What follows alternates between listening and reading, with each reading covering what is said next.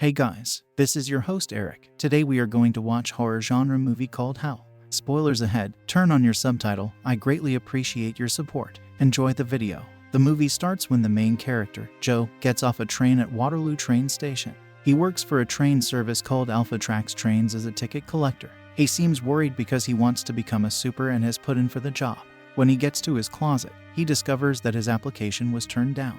David, one of Joe's coworkers, has been given a promotion. This makes Joe feel even worse. Instead, the new supervisor tells Joe to fill in for a sick worker that night, even though Joe has just finished his shift. While they were talking, a train hostess named Ellen came in. Joe loves Ellen, but he has never been able to tell her how he feels. Joe goes to his second shift for that day because his boss told him to. Inside the train, he tells the passengers about the route and asks them to get their tickets ready so he can check them. As soon as the train starts moving, Joe starts getting the tickets. As he goes through the people on the plane, he finds Kay working on her laptop. He asks the woman for tickets, but she tells him that she can't find them. Joe then asks her to pay fines instead of tickets, but she is so angry that she refuses. Joe tells her that she is breaking company rules, which is a threat, and she finally gives in. I like what happened before. Nina, a rude young girl, acts badly toward Joe by telling him that he is exhausted. Joe doesn't want to talk with the other people on the plane, so he leaves the first-class cabin. Joe is glad that Ellen works the same shift as him. Ellen tells Joe that she is working 2 jobs to save up enough money to quit her job and go somewhere else. She also says that she is worried that Joe won't get the supervisor job. Joe asks Ellen for a drink after they've talked for a while, but she says she can't because no shops will be open and she has to work in the morning. With everything done, Joe goes back to his seat, looks out at the rain, and falls asleep. The train stops all of a sudden in the middle of a forest, and Joe wakes up on the intercom. The train's driver says that the train hit something on the track and that the trip will continue. Want to know what's going on? The driver gets off the train to look around. He uses a flashlight to look around the train. As he tries to get the dead body out of the wheels, he sees a deer crushed by the wheels. He sees that the tree branches in the forest are moving around a lot, but he just doesn't care and goes back to work. Suddenly, he feels something behind him, but before he can turn around to see what it is, a strange creature attacks him. The foot of the creature looks like the foot of a werewolf. Joe is worried because the driver hasn't come back yet, and he won't answer the phone when he calls. He then calls the police to ask for help, but they tell him it will take 4 hours to get there and that no one will be there soon. Joe tells the passengers what's going on and tells them to work together, but they start to panic as the group fights with the train crew. One of the people on the train, Adrian, says that everyone should get off. He thinks that the station might be nearby and that they might be able to call for help on the way there. Joe is worried about the safety of the passenger, unless he doesn't like the idea. He also says that if he lets the passengers out, he will lose his job. But everyone keeps telling Joe to open the door. And when he finally gives in, everyone gets off the train and starts walking through the forest. After walking for a while, Joe comes across a dead body and realizes it is the missing train driver. He sees that the body has been badly damaged and that all of the organs are sticking out. When Joe and Ellen see this, they worry that there is a man-eater in the forest. Both of them run away from the place and tell everyone to get on the train right away as they do so. From the forest, something is following them. One by one, each passenger gets on the train, but an old woman named Jenny, who got on last, has one leg stuck outside. The werewolf bites her on the leg and tries to pull her away. But after a lot of work, the other people were able to pull her leg inside. When people look at Jenny's leg, they all feel scared. Joe goes to the engine room to try to call for emergency help from the authorities, but finds that the radios have been broken. While Joe is still in the engine room, a passenger named Billy comes up to him and tells him that he is a mechanic. Billy sees that the fuel pressure gauge on the engine dashboard doesn't work. He tells Joe that the fuel pipe is broken and that the engine won't start back to the group until it is fixed. Everyone else is wrong in thinking that the thing is an animal, but Jenny, who is hurt, is sure that it is something else. Then she says that it looked like a person, but the other passengers don't listen to her because they think she is still in. As they talk, they hear a loud bang coming from the next cabin, and some of the others start ducking for cover. Joe, Billy, and Adrian followed the noise and found that it was coming from the toilet on the train. The 3 get ready to attack, but just as they're about to break in, a fat guy named Paul who looks like he has diarrhea comes out.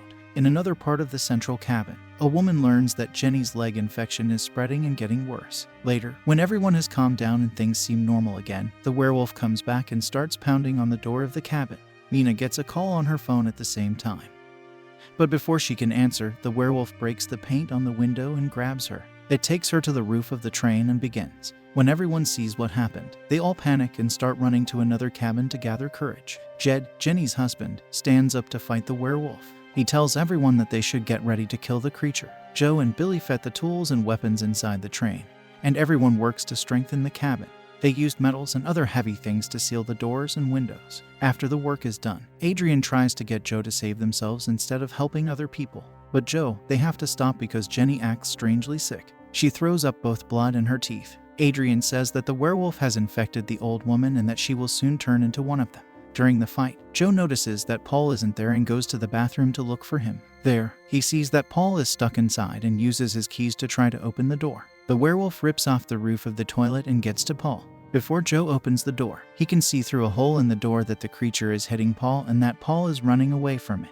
Joe tries to get back to the cabin, but after eating Paul, the door is locked from the inside. Before it attacks Joe, the werewolf walks through the cabin with him. People quickly pull him inside and lock the door behind him. Even though the door is locked, the werewolf was able to easily break it down and get in.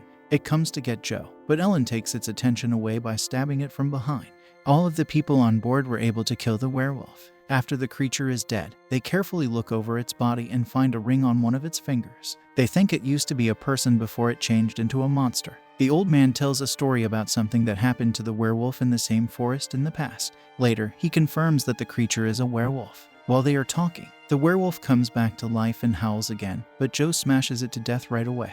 In the next scene, Jenny starts acting strangely after hearing the werewolf growl. We find out that there are a lot of other werewolves in the forest. The inside of the car, Adrian tells everyone again that if a werewolf bites someone, that person will turn into a werewolf. Because of this, he says they should kill Jenny before she turns into a werewolf. As he moves forward to do this, everyone stops him. Instead, they tie both him and her up. After what happened, Billy the mechanic steps up and offers to fix the oil leak. He then tells Joe and Ellen about the green lights on the dashboard and shows them how to start the engine.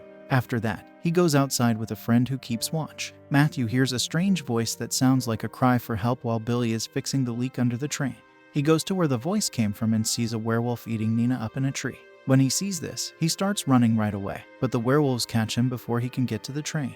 The howling noise from outside makes the old lady's eyes look like werewolf eyes. The right time, Billy fixes the leak, which is why the engine's green lights are on. The dashboards begin. When the lights come on, Joe and Ellen start the engines like they were told down under the train. Billy sees two werewolves coming toward the train and jumps to the floor of the train quickly. They look under the train, but he has lifted his whole body off the ground, so they can't find him. When Joe and Ellen get back to the engine room, they start moving the train.